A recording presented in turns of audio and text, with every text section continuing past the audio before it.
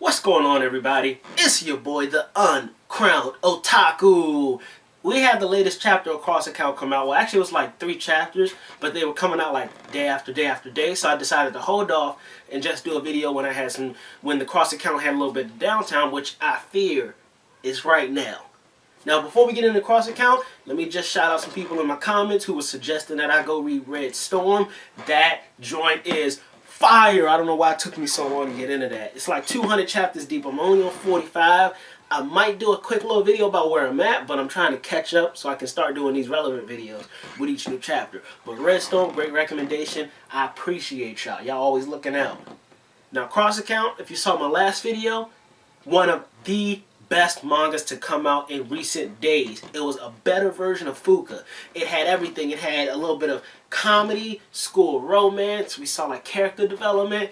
Didn't really have a lot of action except for like the first chapter, really, where it wasn't really action, but he did action pose. But it was vicious. I highly suggest everybody reading it.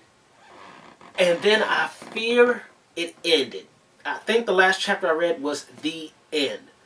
So after Satsuki Nanoka reveals herself, she cuts off all contact, deletes her SNES account, and your homeboy Daichi just kind of downtrodden for like a week. He hangs out with some people from his school, they're doing karaoke and stuff, and he's going along with it, but you can tell he's still sad on the inside. So when he hears that Satsuki is going to Hollywood to try and further her career, he's like, nah, I ain't gonna let it end like this. He realized everything she said, she had a tell where she's lying. She would never look him in the eyes. He realized she did not look him in the eyes. That is not how she really felt. He has to go find her and let her know that, yo, you my best friend. I don't care what you say. We tight. I'm waiting for you to come back, but we forever tight. We gonna be friends forever. She breaks down. She cries. She says some thank yous. Plays it off like it's a farewell to her fans. And then the reason I think this was the end of the manga is because they do a 2-year time skip, where she's been in Hollywood. You see Daichi just in the middle of a cross section. Somebody in a hat just comes up and like, this is where we met for the very first time. Takes off her hat like, I'm Satsuki Nanoka. Would you be my best friend? Would you please be my friend? Things like that. And he says yes, of course. But that's where the manga ends. And as good as this manga was, and all the potential they had to build, they could have done Satsuki and Daichi talking from America to Japan, SNES, things with Mao could have popped off. They had so much more they could have done with this.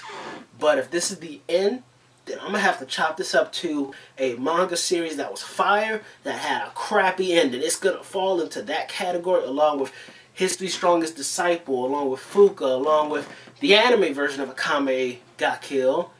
What else had a crappy ending? I'm pretty sure it was some more stuff, but I'm drawing a blank right now.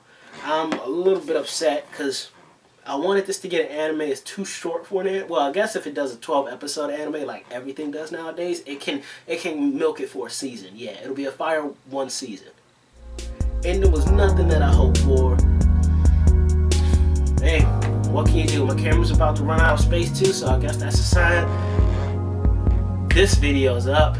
The fire's still there. Don't let the last chapter fool you. It was a fire month.